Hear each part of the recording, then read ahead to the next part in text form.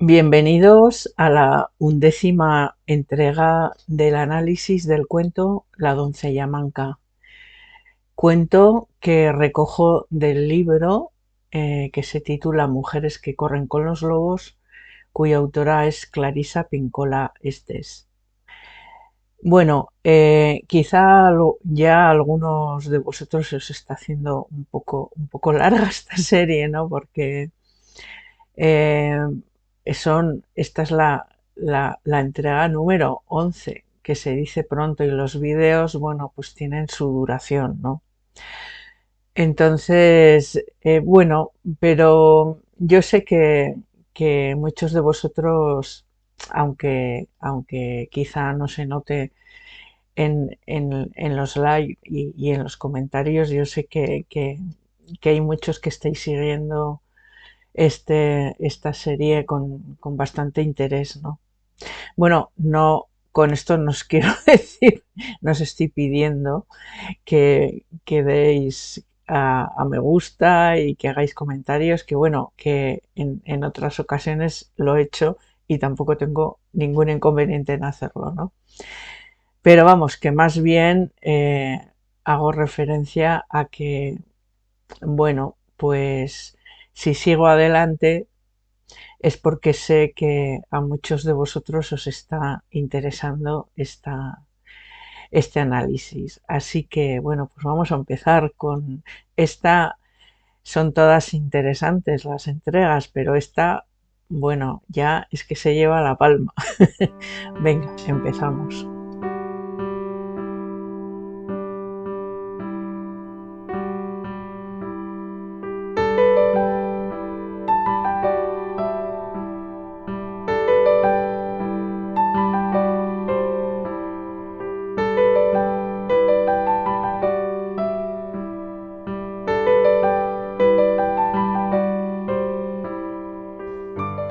Bueno, entonces estábamos en ese momento del cuento en el que la doncella se está comiendo una pera y el rey al verla se queda pues súper enamorado de ella, ¿no? Bueno, si queremos darle a esta escena un cierto carácter erótico, pues podría valer, ¿no? Porque en realidad aquí nos está hablando de un proceso de atracción, ¿no? Pero en realidad el rey eh, no es lo que le enamora es esa escena, ¿no? Que os digo, ¿no? Sino, bueno, que igual también, ¿no? Pero es más bien el hecho ese de que el mago le ha dicho que tiene una naturaleza dual, ¿no? Que pertenece a dos mundos diferentes, al mundo espiritual y al mundo material, ¿no?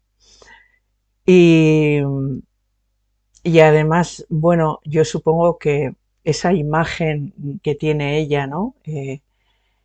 A la vez como súper andrajosa, ¿no? Y a la vez como luminosa, ¿no? Como os decía en no sé qué capítulo, para mí ese ser blanco que le acompaña, podríamos considerar que es su propio resplandor, la propia luz de la doncella, ¿no? Que, que al haber descendido, ¿no? A ese mundo, al haberse despojado de todas las cosas de este mundo, más bien, entonces su naturaleza salvaje, su naturaleza espiritual, relumbra, ¿no? Entonces, pues yo creo que es estas dos cosas, ¿no? Lo que le hacen reconocer al rey como que forma parte de él, ¿no? Como que el rey y ella son una misma cosa, ¿no? Es esa parte masculina y esa parte femenina de nuestra psique que de repente pues se encuentran, ¿no? Y es que deben encontrarse, ¿no? Y deben fusionarse, ¿no? Y, y bueno, pues entonces en el cuento pues nos lo cuentan con ese enamoramiento, ¿no? Y ese casamiento. El rey inmediatamente se casa con ella, ¿no? Y bueno, pues le proporciona pues toda esa vida, ¿no? Esa vida lujosa, incluso pues le coloca, encarga que le hagan unas manos de plata, ¿no? Unas manos de plata, que también es otro símbolo que luego veremos. Entonces, bueno, pues estábamos como en esa unión de lo masculino y lo femenino, que, que bueno, a mí la sensación que me da es como ese relato, cuando se relata, ¿no? Lo de las almas gemelas, ¿no? Que, que se reconocen la una a la otra, ¿no? Pues un poco me suena a eso, solo con la diferencia de que estamos hablando de potencias interiores nuestras, no de alguien de fuera. Desgraciadamente, pues esta unión de lo masculino y lo femenino, pues en Disney principalmente, porque yo creo que esto es una deformación Disney, pues esto lo convierten en un tonto relato romántico, ¿no? Bueno, tonto. Digamos, un relato romántico muy simple, ¿no? Muy simple.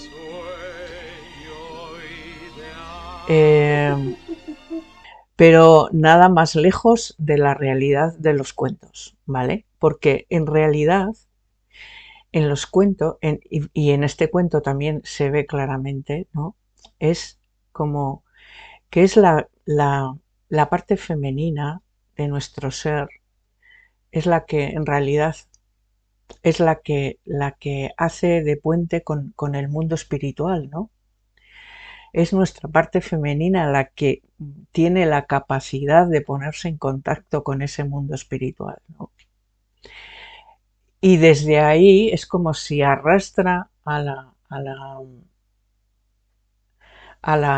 parte más masculina, a esa vivencia, pero a la vez la parte masculina se encarga como de sostener esa capacidad femenina, ¿no? Y eso se ve muy claramente en el libro, ¿no? En el cuento, quiero decir. Porque no es que el rey le salve a la doncella, sino que va a hacer su función, que es proporcionarle a la doncella un entorno donde ella puede cumplir su función, ¿no? Pero esto es muy diferente al otro relato tipo Disney al que me he referido antes, ¿no?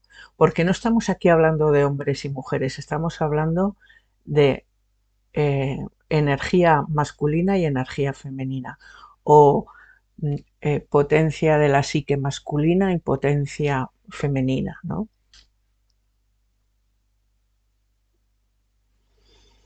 Entonces, tanto en hombres como mujeres, este matrimonio, esta unión, se tiene que dar. Es como un tiempo como de reconocimiento, ¿no? Tiene que haber como un tiempo de reconocimiento o experiencias en las que lo masculino y lo femenino se reconocen como una unidad, ¿no? Como algo que tiene que funcionar a la par.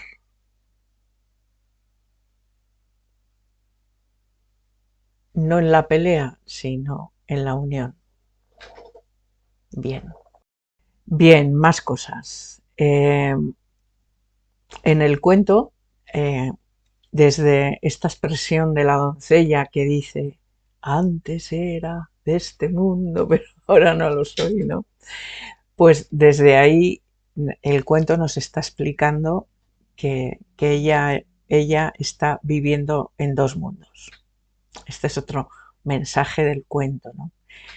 Y bueno, cualquier iniciado en el mundo espiritual sabe que llega un momento en que estás viviendo en dos mundos, ¿no? El mundo material y el mundo espiritual, ¿no? Y que ambos mundos pues tienen sus características y sus leyes propias, ¿no? Y, y bueno, pues esta cosa de vivir en dos mundos, ¿no? Es algo, es también como un aprendizaje, ¿no? Y es un aprendizaje que al final, a donde, o sea, un aprendizaje que te lleva a conjugar las dos cosas, ¿no? A poder estar haciendo las cosas materiales normales de la vida, ¿no?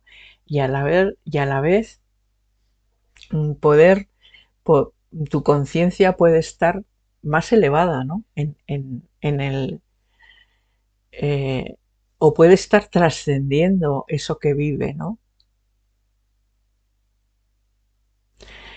Entonces, ese conjugar el mundo espiritual y el mundo material es todo un aprendizaje, ¿no? Mm, Y y que a la larga lo que yo creo que ese aprendizaje culmina en eso que llamamos la conciencia crística o el advenimiento nosotros del Cristo, ¿no?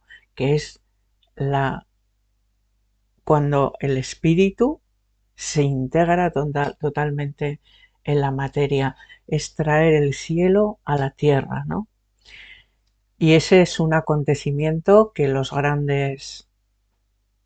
que los iniciados en el mundo espiritual, pues siempre han querido conquistar o han querido llegar allí.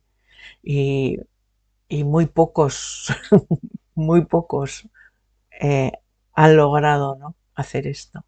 Pero sin embargo, estos tiempos en los que vivimos parece que eso es lo que nos corresponde, ¿no? A los que estamos en el mundo espiritual, ¿no? Y eso es en realidad lo que es llegar a la quinta dimensión, que es la conciencia del amor incondicional, ¿no? Entonces, el corazón crístico es el corazón del amor incondicional, ¿no? Y ese, esa encarnación del amor en la tierra, en lo material, en la materia, es lo más alto y lo más grande a lo que un ser puede aspirar, ¿no? Porque es como un milagro, ¿no? Es como un milagro.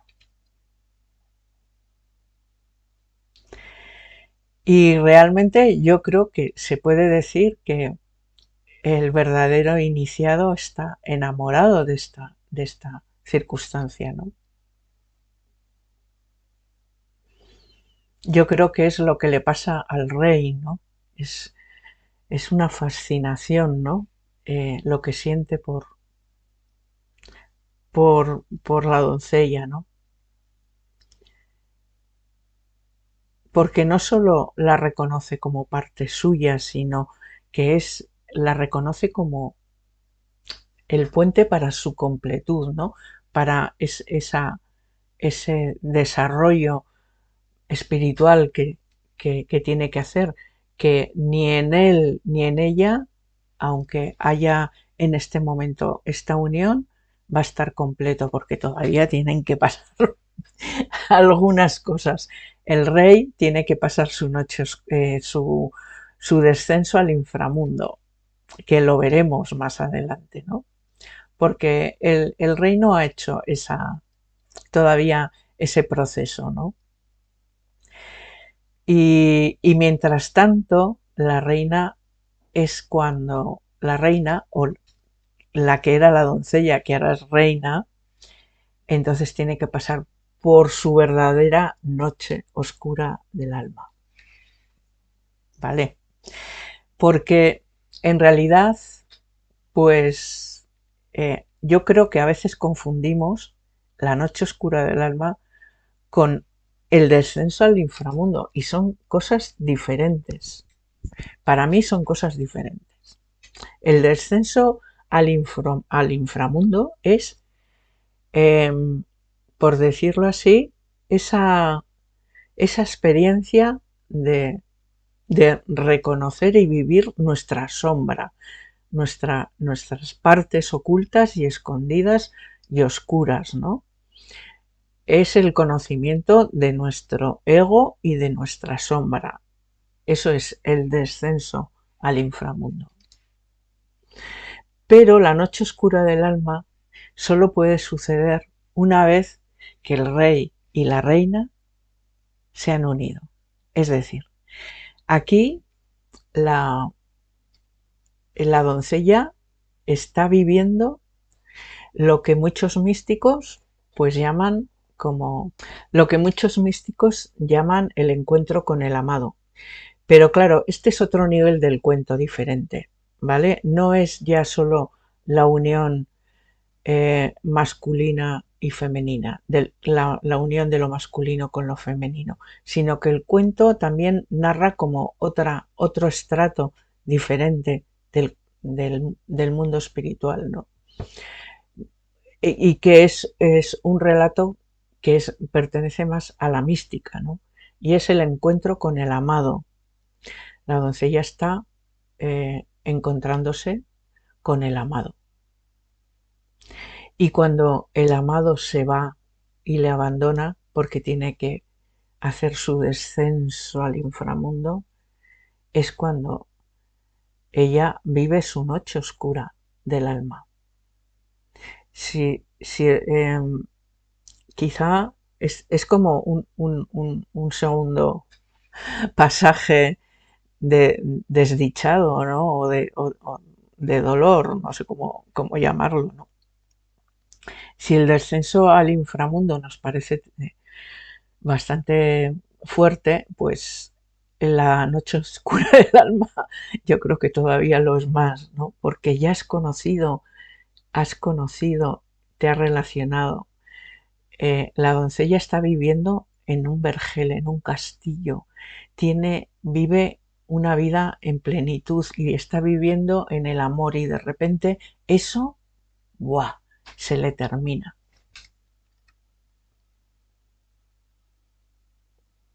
Todo, todo este relato a mí me está recordando mucho a toda la poesía de San Juan de la Cruz. Y yo la verdad es que os recomiendo que la leáis si no la habéis leído ya, porque es de tal belleza y de tal profundidad, y describe también los procesos estos, ¿no? Del alma, ¿no? Y su encuentro con lo divino, ¿no? Y de repente la separación, ese poema que dice: ¿a dónde te escondiste, amado? Bueno, pues, bueno, hoy estamos muy románticos, ¿no? Pero en realidad sí es que estamos hablando de amor, ¿no? Todo el rato. Y estamos hablando de cómo el amor tiene que madurar, ¿no? Cómo tiene que pasar por un crisol para que realmente sea un amor auténtico e incondicional. Por eso, pues el rey también tiene que marchar a la guerra. Y no, pero no sé ahí dónde pasa. Pero bueno, esto ya lo veremos. No me quiero adelantar a los acontecimientos del cuento. Entonces, bueno, pues voy a pasar a explicaros el significado de, de proporcionar a la doncella, la que ya es reina, unas manos de plata. Bueno, y os lo voy a leer directamente del libro. Pero bueno, que sepáis que esta imagen de las manos de plata es una reminiscencia de diré, de un relato de los dioses griegos, ¿no? Hefesto es hijo de Zeus y de Hera. Y entonces, bueno, en un momento dado, el Zeus, que es un horror de Dios, ¿no? Porque se enfada cuando le da la gana, coge a su hijo y lo tira monte abajo porque está celoso o porque alguna tontería de estas, ¿no? Y entonces el hijo en esa caída pierde las piernas, pero como Hefesto es un gran orfebre, pues se hace unas piernas de oro. Y tal es así que, bueno, pues se ha convertido en el dios que favorece a todos los tullidos, a todos los enfermos, a todos los, los desheredados, a todos los rechazados y como que les proporciona, gracias a su poder, ¿no? Pues sanación. Entonces, bueno, voy a leeros del... A ver, un momento. Os leo de la propia Clarisa, que escribe muy bien y que da mucho gusto escucharla, pues lo que dice de las manos de plata. Recibir unas manos de plata es adquirir las habilidades de las manos espirituales, el toque curativo, la capacidad de ver en la oscuridad y la posesión de una poderosa sabiduría a través de de la percepción física. Estas manos encierran en sí toda una medicina psíquica. Estas manos alimentan, remedian y sostienen. Al llegar a esta fase, la doncella ya ha adquirido el toque de la curandera herida, como Hefesto. Las manos psíquicas le permitirán captar mejor los misterios del mundo subterráneo, pero serán conservadas como un regalo cuando ella finalice su tarea y ascienda de nuevo al mundo de arriba. En esta fase del descenso suelen producirse unos misteriosos y extraños y curativos actos que no dependen de la voluntad del ego y son el resultado de las manos espirituales, es decir, de un místico vigor curativo. En tiempos antiguos, estas aptitudes místicas correspondían a las ancianas de las aldeas, pero éstas no las adquirían en el momento en que les salían las primeras canas. Las iban acumulando a lo largo de muchos años, de duro esfuerzo y resistencia, y en eso también estamos nosotros. Bien, aquí pues hace referencia a que muchas veces cuando ya hemos alcanzado cierto entrenamiento espiritual, por decirlo de alguna manera, ¿no? Tenemos un grado de conciencia un poco más elevado, ¿no? De repente la vida se nos vuelve un poco mágica, ¿no? Tenemos remisiones espontáneas de enfermedades o yo qué sé, o nos suceden cosas como que las atraemos nosotros, ¿no? Que son las que mejor nos van en ese momento, ¿no? Bueno, pues todos estos sucesos como que parecen, eh, que parecen, no, son mágicos y que precisamente nos proporcionan eh, la sanación o el bienestar que necesitamos en ese momento, ¿no? Entonces es curioso, ¿no? que aquí haga referencia a las ancianas de las aldeas, ¿no? Pero bueno, yo luego vuelvo sobre esto y sigo leyendo lo que dice la autora.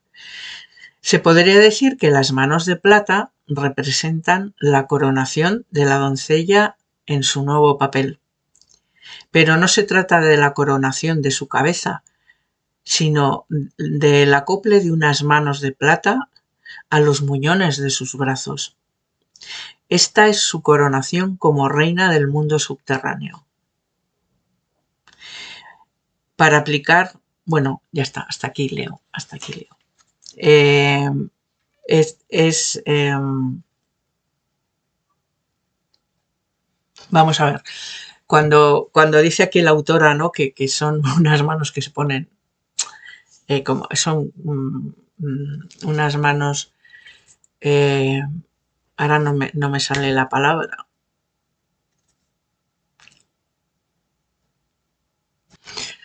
Bueno, a las que nos salen canas también nos suelen pasar estas cosas, que de repente las palabras más comunes no nos vienen a la cabeza, ¿no?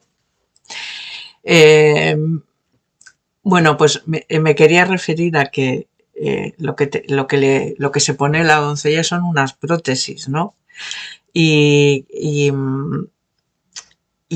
este sentido de que no son de carne, ¿no? Quiere decir que tienen, que son como manos que están en otro contexto diferente, ¿no? Que es el contexto espiritual. Y por tanto tienen otro papel diferente, ¿no? Bien. Y bueno, pues no solo hacen referencia a estas manos del mundo espiritual, a la capacidad que podemos tener de sanar, ¿no?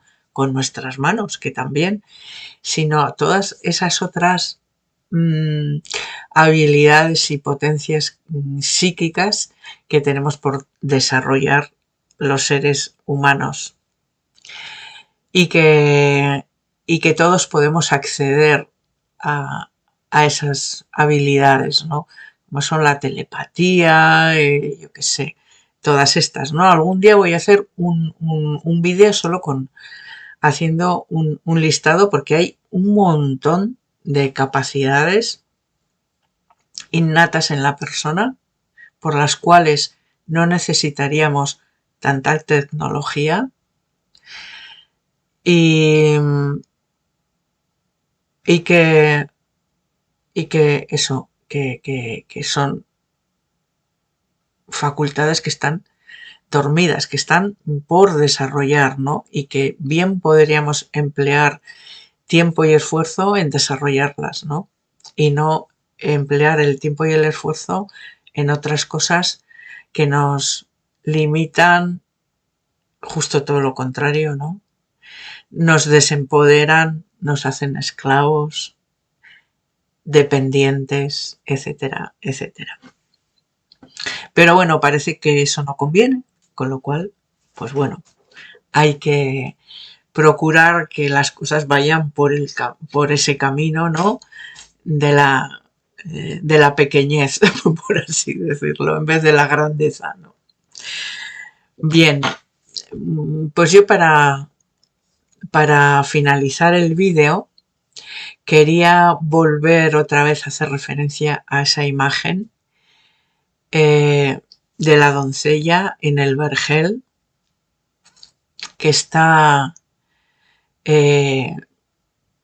por un lado totalmente desarrapada, mugrosa, ¿no? Como una vagabunda, y por otro lado está como pues rodeada de esa luz blanca, ¿no? Entonces, precisamente esas dos cosas son las que hacen referencia a la naturaleza salvaje de lo femenino, y que es precisamente lo que enamora al rey, esa naturaleza salvaje. Y la naturaleza salvaje de lo femenino, que no de la mujer, ¿vale? Porque lo femenino ya sabemos que está presente en hombres y mujeres, pues esa naturaleza salvaje no hace referencia a un instinto de supervivencia. No. Hace referencia a ese estado de la persona, un estado que es como el estado más genuino, el estado más original, el que está sin contaminar. Es un estado que no se puede culturizar, que no se puede domesticar. Está más allá de la cultura y precisamente es la característica más genuina y más original del ser humano. Y se nos despierta sobre todo cuando estamos en contacto con la naturaleza. Y es algo que hay que experimentar, que es que yo no te lo puedo describir, ¿no? Pero yo creo que tú lo puedes intuir, ¿no? Porque hay ahí una fuerza, ¿no? Que es propia, es una fuerza que es propia, que también la vemos en los animales, ¿no? En los animales que viven salvajes, no los domésticos. Esa mirada, ¿no? Eso es algo que los seres humanos también tenemos, pero no como algo inferior, sino precisamente es la naturaleza que está en contacto, más en contacto con el mundo espiritual.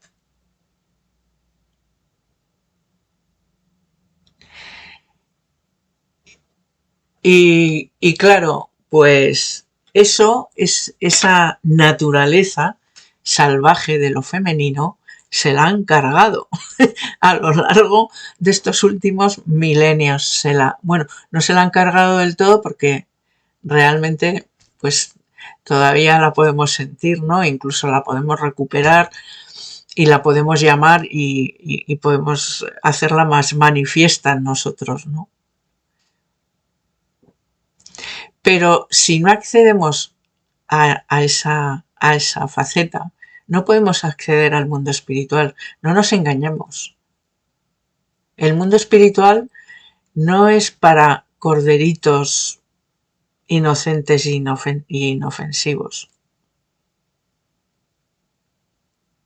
Que también, también. A ver, no voy a descartar, por supuesto, la bondad, todas esas características, ¿no? Del mundo espiritual, sería una tontería, ¿no? Pero me refiero a que la intensidad de los procesos espirituales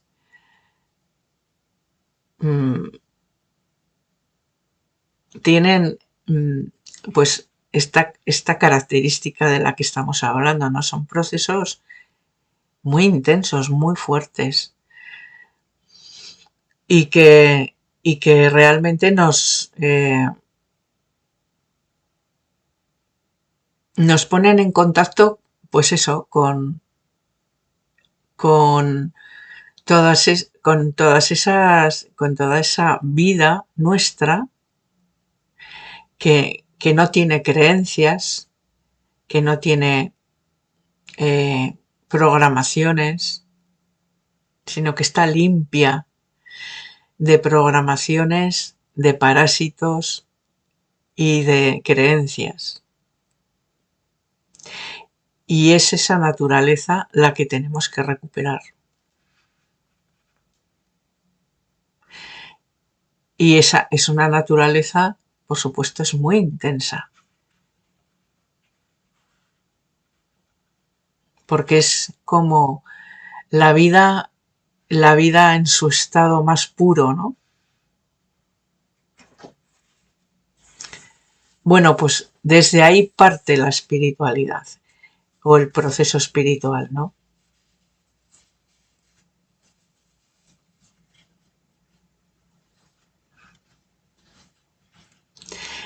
No sé, igual os resulta sorprendente esto que os digo, ¿no? Porque parece que el camino espiritual es todo lo contrario, ¿no?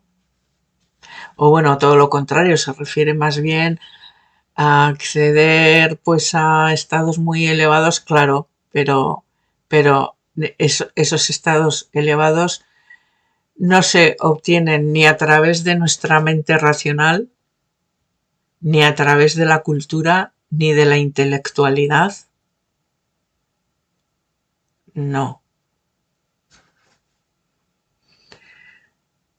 Son a través de experiencias muy sentidas, ¿no? Pues como las de la doncella, ¿no?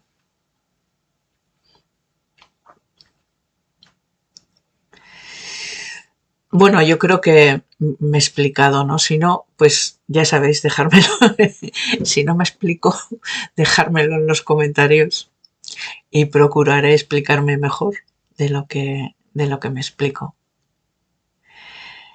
Pero también esta naturaleza salvaje es muy atrayente, ¿no?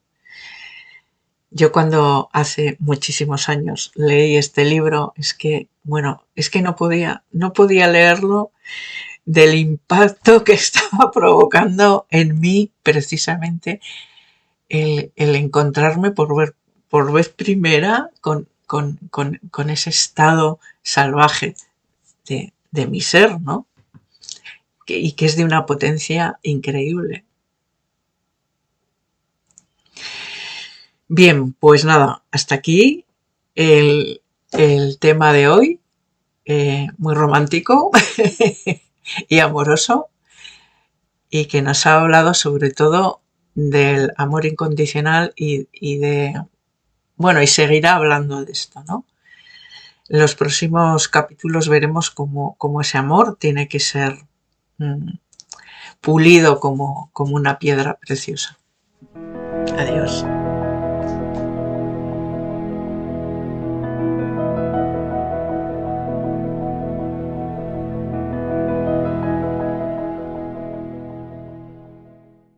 Vamos a pasar ya a la narración del cuento a la luz de la lumbre, como antaño.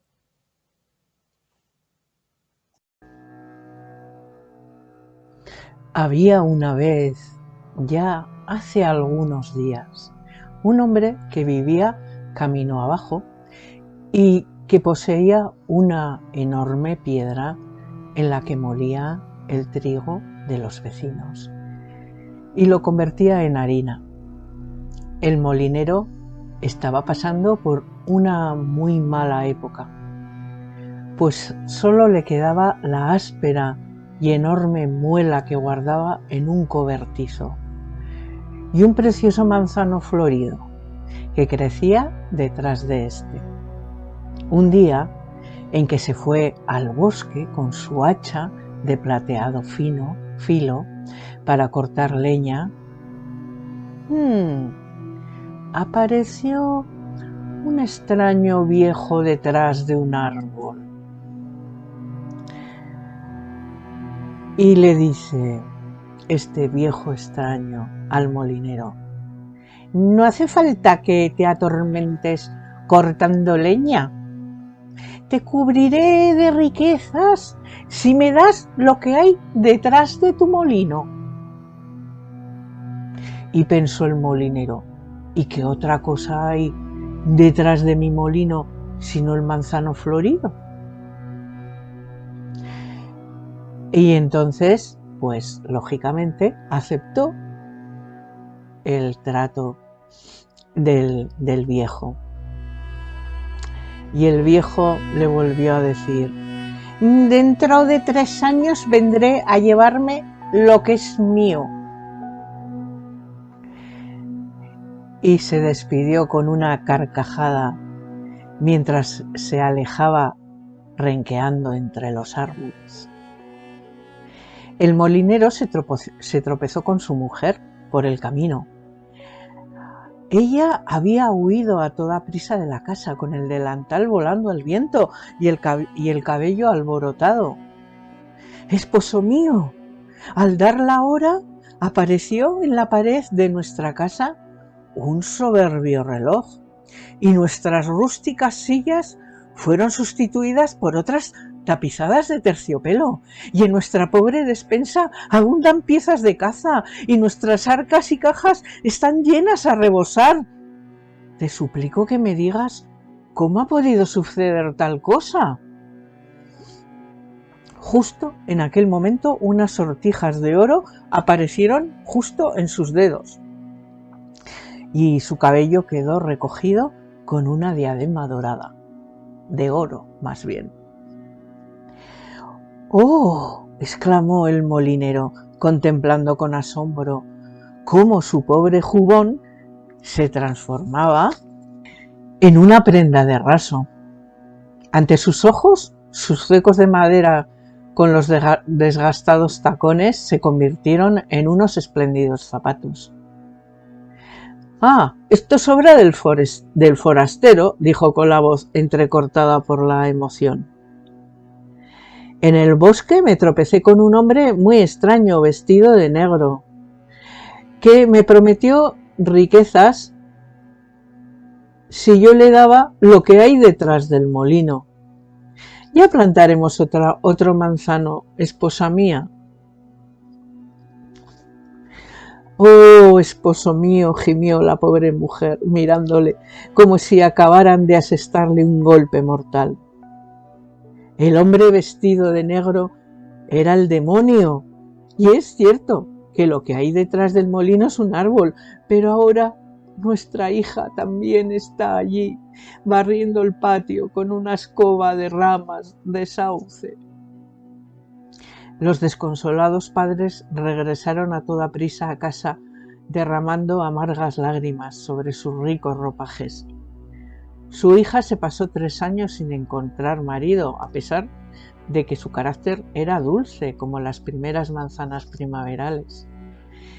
El día en que el demonio acudió a buscarla, la joven se bañó, se vistió con una túnica blanca y permaneció de pie en el centro del círculo de tiza que había trazado a su alrededor.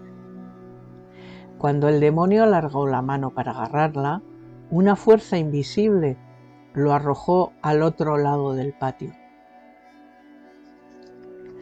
«No tiene que volver a bañarse», gritó el demonio. «De lo contrario, no podré acercarme a ella». Los padres y la hija se asustaron. Pasaron varias semanas, en cuyo transcurso la hija no se bañó, por cuyo motivo tenía todo el cabello pegajoso, las uñas orladas de negro, la piel grisácea y la ropa tiesa y ennegrecida a causa de la suciedad. Cuando la doncella más parecía una bestia que una persona, el demonio regresó. Pero la joven rompió a llorar con desconsuelo y tantas lágrimas derramó que se filtraban a través de sus dedos y que le bajaban por los brazos hasta que sus mugrientos brazos y sus manos quedaron tan blancos y limpios como la nieve. Y el demonio se enfureció de nuevo. «Hay que cortarle las manos, de lo contrario no podré acercarme a ella». El padre se horrorizó. «¿Quieres que le corte las manos a mi propia hija?». «Todo lo que hay aquí morirá, tú, tu mujer y todos los campos hasta donde alcanza la vista», rugió el demonio. El padre se asustó tanto que obedeció y, suplicándole a su hija que lo perdonara, empezó a afilar el hacha de filo plateado. La hija se sometió a su voluntad diciendo: «Soy tu hija, haz lo que tengas que hacer». Y lo hizo, pero al final nadie pudo decir quién gritó más de dolor, si la hija o el padre. Así terminó la vida de la muchacha tal y como ésta la había conocido hasta entonces. Cuando regresó el demonio, la joven había derramado tantas lágrimas que los muñones de sus brazos volvían a estar limpios, y el demonio fue arrojado al otro lado del patio cuando trató de agarrarla. soltando unas maldiciones que provocaron una serie de pequeños incendios en el bosque, desapareció para siempre, pues había perdido el derecho a reclamar la propiedad de la muchacha. El padre había envejecido casi 100 años y la madre también, y como auténticos habitantes del bosque que eran, siguieron adelante de la mejor manera posible. El anciano padre le ofreció a su hija un espléndido castillo y riquezas para toda la vida, pero ella le contestó que más le valía convertirse en una mendiga y buscarse el sustento en la caridad del prójimo.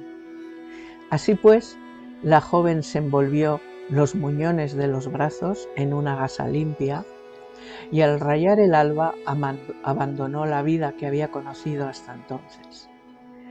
Anduvo y anduvo. El sol del mediodía hizo que el sudor le dejara unos surcos de mugre en el rostro. El viento le despeinó el cabello hasta dejárselo convertido en una especie de nido de cigüeñas, con las ramas enroscadas en todas las direcciones. En mitad de la noche llegó un vergel real, donde la luna iluminaba todos los frutos que colgaban de los árboles. Pero no podía entrar porque el vergel estaba rodeado por un foso de agua. Cayó de rodillas, pues se moría de hambre, y he aquí que un espíritu vestido de blanco se le apareció. Cerró una de las compuertas y el foso se vació. La doncella caminó entre los perales y comprendió que cada una de aquellas preciosas peras estaba contada y numerada, y que además todas estaban vigiladas. Pese a ello, una rama se inclinó hacia ella con un crujido para que la muchacha pudiera alcanzarla. Esta acercó los labios a la dorada piel de la pera y se la comió bajo la luz de la luna, con los brazos envueltos en gasas y el cabello desgreñado, cual si fuera una figura de barro, la doncella manca. El hortelano lo vio todo, pero intuyó la magia del espíritu que protegía a la doncella y no intervino. Cuando terminó de comerse la pera, la joven cruzó de nuevo el foso y se quedó dormida al abrigo del bosque. A la mañana siguiente se presentó el rey para contar sus peras y descubrió que faltaba una, y mirando arriba y abajo no logró encontrar el fruto perdido. Anoche 2 espíritus vaciaron el pozo, explicó el hortelano. Entraron en el vergel a la luz de la luna, y uno de ellos, que era manco, se comió la pera que la rama le ofreció. El rey dijo que aquella noche montaría guardia. En cuanto oscureció, se fue al vergel con su hortelano y su mago, que sabía hablar con los espíritus. Los 3 se sentaron debajo de un árbol e iniciaron su vigilancia. A medianoche apareció la doncella flotando por el bosque, envuelta en sucios andrajos, con el cabello desgreñado, el rostro tiznado de mugre y los brazos sin manos, en compañía del espíritu vestido de blanco. Ambos entraron en el vergel, de la misma manera que la primera vez, y un árbol volvió a inclinar amablemente una de sus ramas hacia ella, y la joven se comió la pera de su extremo. El mago se acercó a ellos, aunque no demasiado, y les preguntó: ¿sois de este mundo o no sois de este mundo? Yo era antes de este mundo, pero ahora no soy de este mundo. ¿Eres un ser humano o un espíritu?, le preguntó el rey al mago. El mago le contestó que era lo uno y lo otro. Al rey le dio un vuelco el corazón y corriendo hacia ella exclamó: «No te abandonaré. A partir de este día yo cuidaré de ti». En su castillo le mandó hacer unas manos de plata que le acoplaron a los brazos. Y así fue como el rey se casó con la doncella manca. A su debido tiempo, el rey tuvo que combatir una guerra con un reino lejano y le pidió a su madre que cuidara de la joven reina, pues la amaba con todo su corazón. «Si da a luz un hijo, envíame inmediatamente un mensaje», le dijo a su madre. La joven reina dio a luz una preciosa criatura y la madre del rey envió un mensajero al soberano para comunicarle la buena nueva.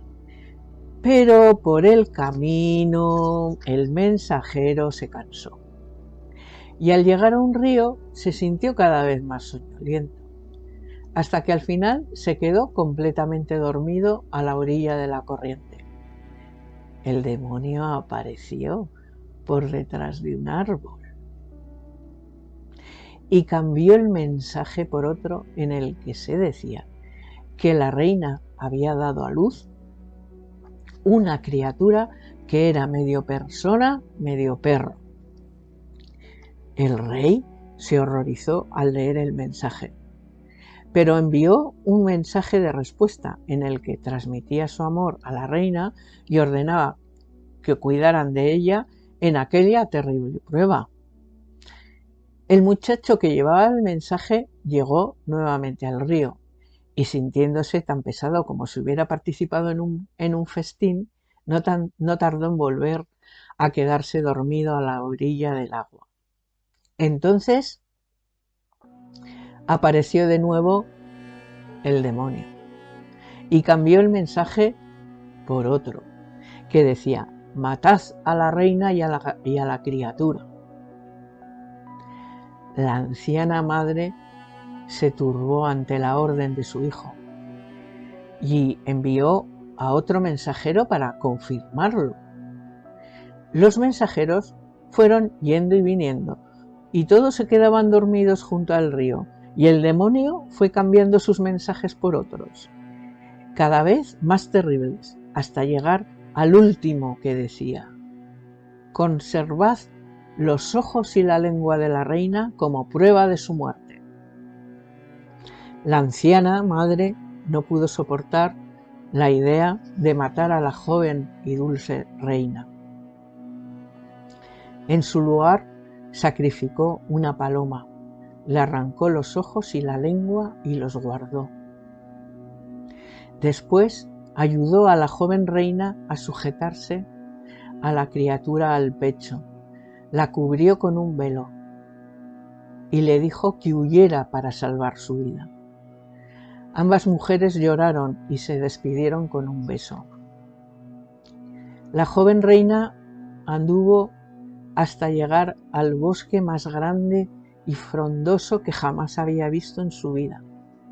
Lo recorrió en todas las direcciones tratando de encontrar el camino, y cuando ya estaba oscureciendo se le apareció un espíritu vestido de blanco y la guió hasta una humilde posada que regentaban unos bondadosos habitantes del bosque. Otra doncella vestida de blanco la acompañó al interior de la posada y la llamó por su nombre. La criatura fue depositada en una cuna. «¿Cómo sabes que soy una reina?», le preguntó la doncella manca. «Nosotros, los que vivimos en el bosque, sabemos estas cosas, mi reina. Ahora descansa».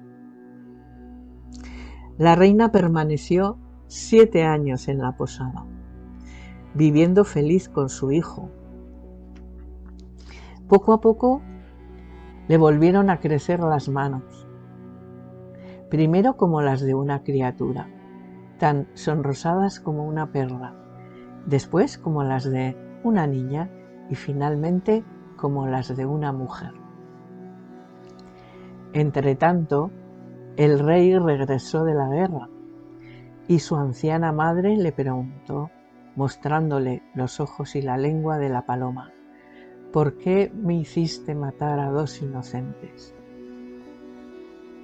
Al enterarse de la horrible historia, el rey se tambaleó y lloró con desconsuelo.